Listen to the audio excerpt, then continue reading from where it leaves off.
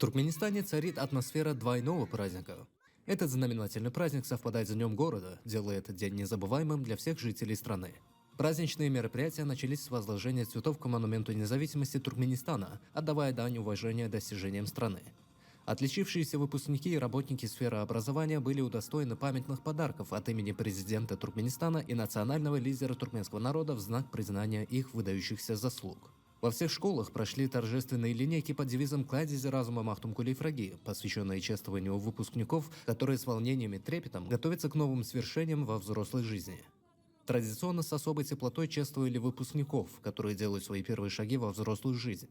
Трогательные речи учителей, родителей и самих выпускников наполнили атмосферу праздника незабываемыми эмоциями. В этот день школы превратились в центр веселья и радости. Ребята пели песни, читали стихи, танцевали вальс, делясь друг с другом смешными и трогательными моментами школьной жизни. Не обошлось и без творческих номеров. Старшеклассники в образах Махтум Кулейфраги и Пушкина читали стихи и желали выпускникам удачи во всех начинаниях. Совпадение последнего звонка с Днем города Ашхабада стало символичным событием, подчеркнув преемственность поколений и связь между образованием и развитием страны. Şu yıl Nisive'den oğlum Aşırı Bayram şu Alexander Pushkin adına mektebi oturdu. Nisive'den uçurum olduk. Belki Nisive'den inneki şu yılım okuğa girmek, okulları cahide okuyup Nisive'sin okulları uğruna olsun.